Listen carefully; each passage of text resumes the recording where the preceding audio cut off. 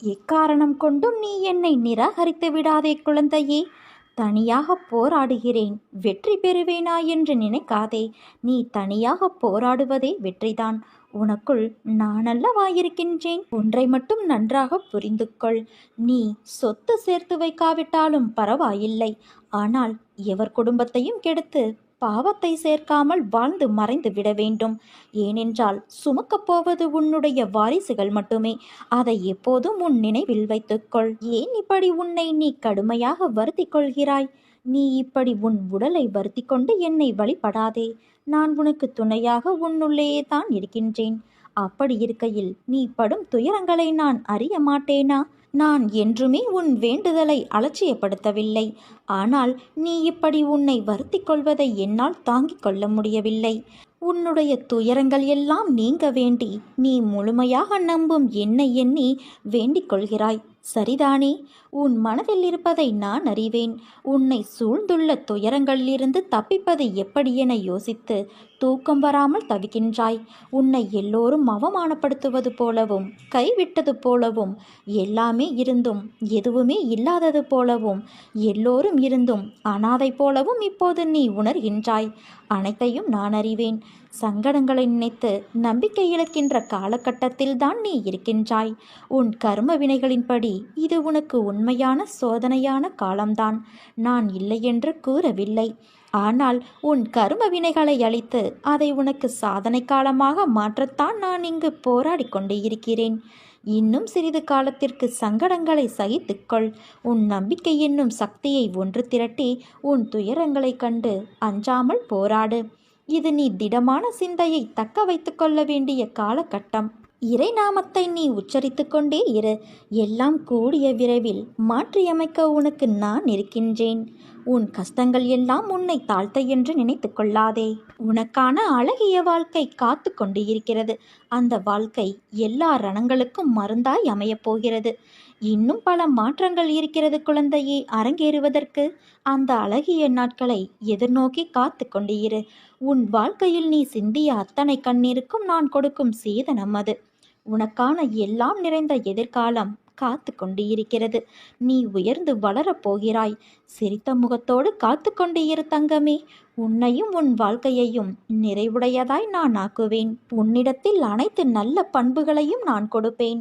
உன்னுடைய கர்ம பலன்களை நான் கழித்து வருவதால் உனக்கு எல்லாமே தாமதமாகின்றது. நம்பிக்கையை கைவிட்டு விடாதே. என்னை நம்பு. யார் உன்னை கைவிட்டாலும் நான் உன்னை கைவிட மாட்டேன். நீ வாழ பிறந்திருக்கின்றாய். வாழ்வை அனுபவித்து வாழ வேண்டும். அதற்கு தடையாக உள்ள கஷ்டங்களையும் பிரச்சனைகளையும் வேறு விதமான சூழல்களையும் நீக்கி எல்லாவற்றிலும் சம்பூரணமாக வாழ வேண்டும் என்பதே என் விருப்பம்.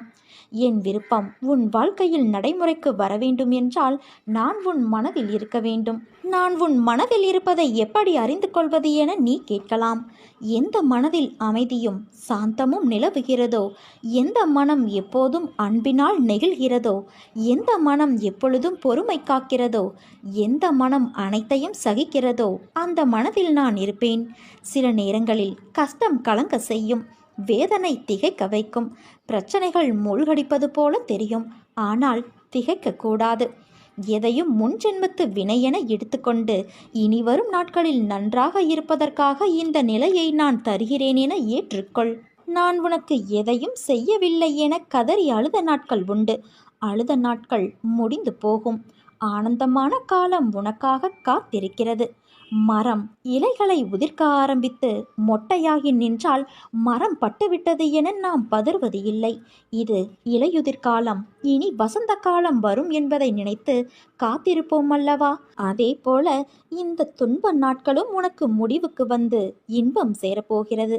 அன்றைக்கு நீ தகுதியாக இருப்பதற்காக இந்த கஷ்டம் என்ற பயிற்சி அளிக்கப்படுகிறது. என் தங்கமே, உனக்காக நான் வகுத்த வழியில்தான் நீ பயணிக்கின்றாய். பயமின்றி முன்னேறு. வரும் தடைகள் எல்லாம் உன் நலனுக்காகத்தான். உன் பொறுமைக்கும் நம்பிக்கைக்கும் நீ கனவிலும் நினைக்காத வாழ்வை நான் உனக்கு அமைத்து தருவேன். என் நாமம் உச்சரிப்பவர், என்னை வணங்குபவர், என் நிகழ்ச்சிகளையும் வாழ்வை பற்றியும் எண்ணி என்னை நினைவில் இருத்தி கொள்பவர் ஆகியோர் உலக பொருட்கள் உணர்ச்சிகளில் கவனம் செலுத்த மாட்டார்கள். என் அடியவர்களை சாவின் வாயிலிருந்தும் நான் இழுத்து விடுவேன். உன் வாழ்வில் நிகழ்ந்தவை இனி உன் வாழ்வில் நிகழும் அனைத்து செயல்களுக்கும் நானே பொறுப்பாவேன். உன் கடமைகளில் மட்டும் கவனம் செலுத்து. கனவிலும் நீ நினைக்காத வாழ்வை நான் உனக்கு அமைத்து தருவேன் குழந்தையே. நீ நிறைய போராடுகிறாய். வாழ்வில் நிறைய துன்பங்களை சகித்து கொண்டும் விட்டாய். எங்கே விடிவு காலம் என்ற ஒன்றே இல்லாமல் போய்விடுமோ என்ற அளவுக்கு கூட சூழலை சந்தித்தும் விட்டாய். ஆனாலும் அதிசயிக்கத்தக்க அளவில் இவை அனைத்திலும் இருந்து நீ முன்னேறி வர வேண்டும் என்ற முனைப்போடு வாழ்வில் ஓடிக்கொண்டு இருக்கிறாய். அது நிச்சயம் நடக்கும். உன் எண்ணப்படியே வெற்றி இலக்கை நீ எட்டி பிடிப்பாய். ஏற்கனவே நான் உணர்த்திய காலத்தின் நேரம் தொடங்குவதற்கு இன்னும் சில தினங்களே உள்ளது. இதையும் கடந்து பொன்னான அந்த காலத்தில் நுழைந்து நீ இன்பமாக இருக்கப் போகிறாய். நேர்மையாகவும் உள்ளபூர்வமாகவும் உன் லட்சியத்தை அடைய செயல்படும்போது நீ எதிர்பார்த்தது கிடைக்கவில்லை என்றால் துவண்டு போகாதே. எதிர்த்து நம்பிக்கையோடு போராடு. ஆசை, இன்பம், துன்பம், துயரம் இதற்கு முடிவு இல்லை.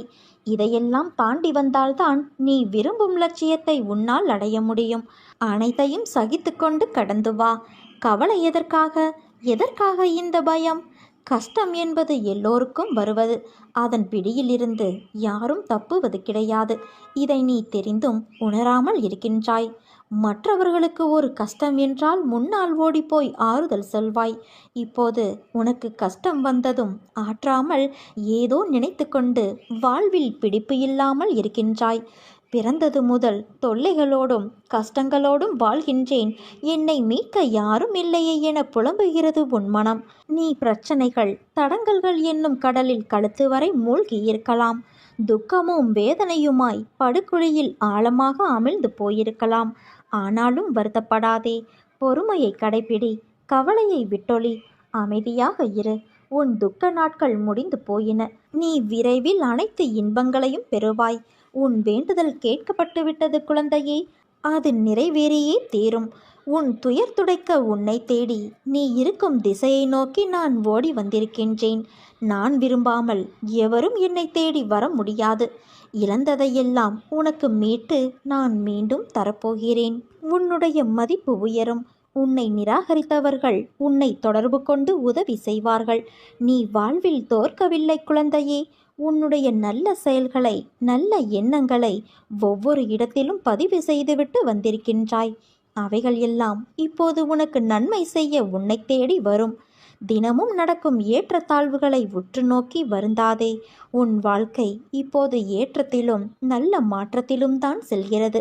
நீ ஆசைப்பட்ட வாழ்க்கையை நீ வாழ்ந்து சில காலங்களுக்கு பிறகு என்னுடைய பிரார்த்தனையில் முழு நேரமும் செலவிட உனக்கு வாய்ப்பு உருவாகும்.